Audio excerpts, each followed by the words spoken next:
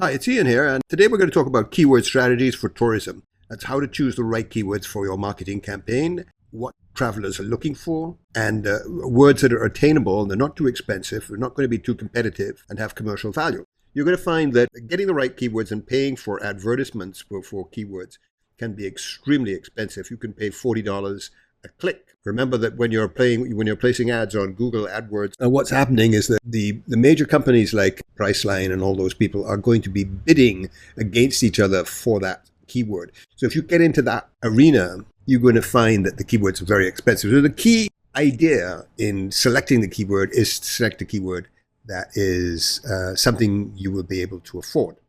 And if you're not doing an advertisement on Google, the same reasoning still applies, because you're going to have to work very hard to get your page or your website up onto the top of the Google listing for words that are extremely competitive. So let's go into that. And let's go to travel, romantic getaways. Funny enough, there doesn't seem to be very much commercial interest in that particular word. Perhaps it's priced off the map. Oh, look at them. They're all down at the bottom here. So that's a little strange. Go to the second page and see they're up at the top. All right, well, Google is just playing around with those numbers for some reason. But I want to experiment with this word here a little bit more and go romantic holidays. Holidays around the world. Very unspecific. And again, a lot of people in there. Romantic holiday destinations, maybe. There are 25 million pages to compete with on that word. Try specials. Only 13 million pages to compete with. These are all websites or pages within websites that are listing, and there are 13 million of them listing. How do you get to the top? Well, everyone's trying to do the same thing. So first thing to do is to find a niche that not everyone is in. Try and narrow it down somewhat to a smaller number. So having said that, let's go into Google AdWords. I put all the names in here that I thought were sort of interesting in terms of romantic travel, romantic hotels. I'll go into the broad and exact and other things over here. This is important. Broad is the widest. It means that I could get, if somebody was looking for most romantic hotels in the Caribbean, my romantic hotels would be a contender for that. We'll go into that another time. You can click on advanced options where you can select different countries, all countries. If you select a different country, it comes out in what they call a local monthly search. And this here, the global search, is everything. So this is a good way, hopping between these two is a good way to see the difference between words in different countries and different ethnic groups. So you've done all that, of course. You click the search button there and you get your results coming down this list. And this is these are the two columns that you're going to look at mostly, and these are the numbers of monthly searches, local monthly search or the global monthly search. We're looking at which keyword to choose. And my rule of thumb is anything over 10,000 is good.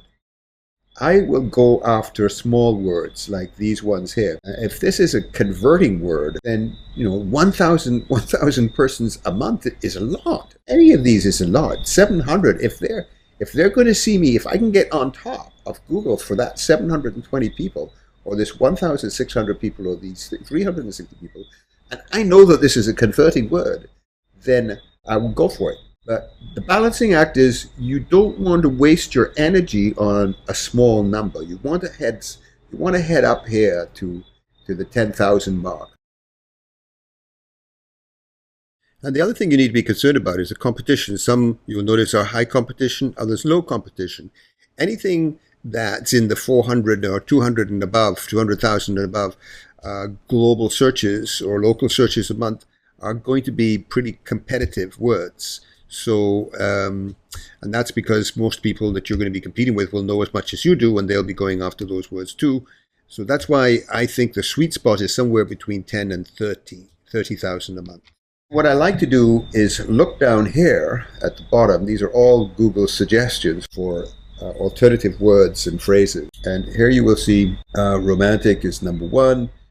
Romantic hotel getaways is high competition. We've got 75 These are doable. We can work with this. We can make this work.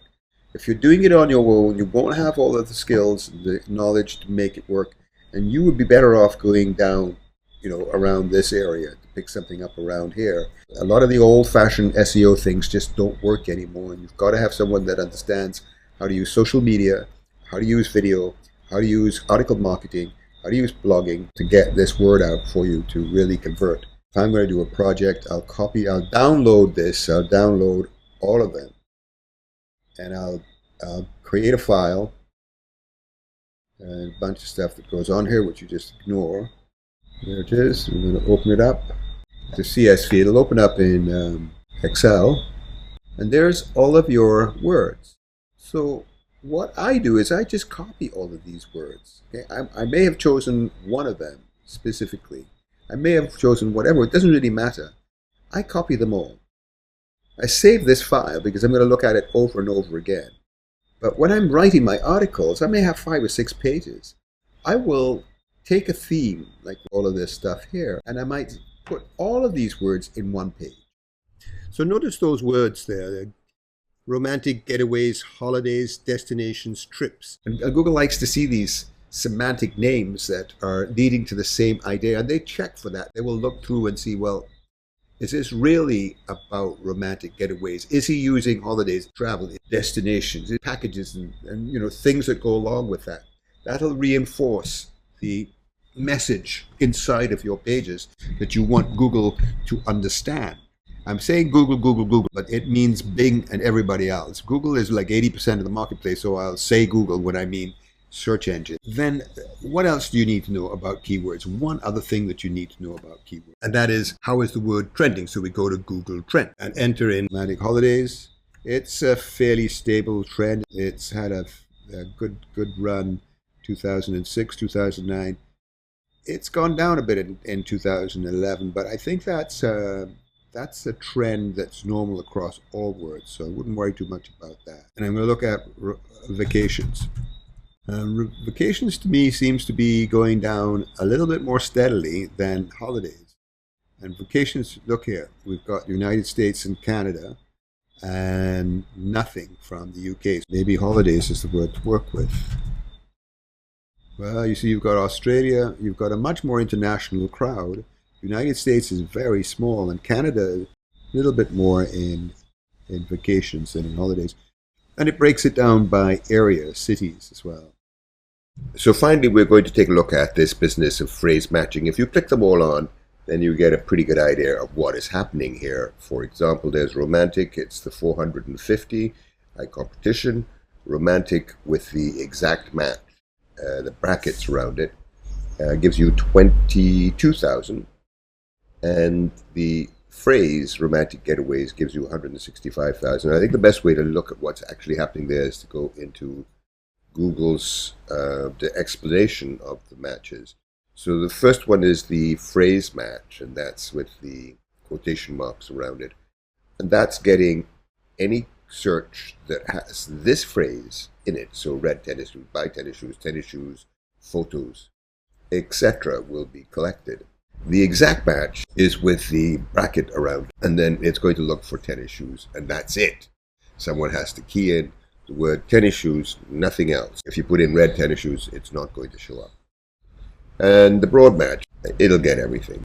Anything that has tennis or shoes is going to get caught. So if we go back to our words here, the 450 is anyone that's looking for romantic and anyone that's looking for a getaway. Well, that's not really unspecific because it's still in our broad match. But if we wanted romantic getaway, then we'd be looking really at 22,000. And if we had a phrase with romantic getaway, it's 165. So that's all we're going to cover at this point. There's a lot more to this, but I think the next one will go a little bit more into SEO, and that we'll be still looking at the value of the keyword, and then how we're going to use that. And we're also going to look at who our competition is and how they're using it. And from all of that is where we make our decision as to what our target is. Now, I'll tell you, I'll spend several days in doing all of this work. It's not just picking a keyword. There's so much more to it. If I'm not happy with the keywords that I'm finding, I'll go and use some other tools to explore different types of keywords. There's quite a bit of software out there that does allow us to dig very deeply, and we use it all. So this is not a trivial part of the equation. This is a very important part. This is where you start, and it has a lot of ramifications on where you go. So it's important to do it well. And in summary, you choose a word that's not too competitive, is trending, the right trend, has at least 10,000 or more searches monthly, some flexibility in that, has generally less than 300,000 results in search. Now, you can go higher, but choose your words that you're going to be able to make a success on to start off with, because you can always go back in once you've got some traction and got something on the net. Then that becomes your credibility to move forward and build in other keywords. You can do that through blogging and videos and all the rest of the things that you can add on. What I mean by that, you might choose to go with something like romantic getaway destination. There's not going to be a lot of competition in that particular set. There'll be a lot of competition for romantic getaways, but romantic getaway destinations, not a lot. You can get established in there, and once you've got established, Google will then give you some authority for that page and that site. You could then have another strategy to build onto that and start building your romantic getaways, your romantic hotels, all the other things that you want to add on. So that's the strategy. It's a good one, and it works. This video is one of many free videos on hotel and tourism marketing, which you can find at tourismmarketingmachines.com, tourismmarketingmachines, all one word, .com. I'm Ian R. Clayton, author and publisher of Travelers Insights magazine and the book, How to Build Your Business Online. Thank you for watching this video. I look forward to helping you in the future and hearing your comments. Thanks again, and bye for now.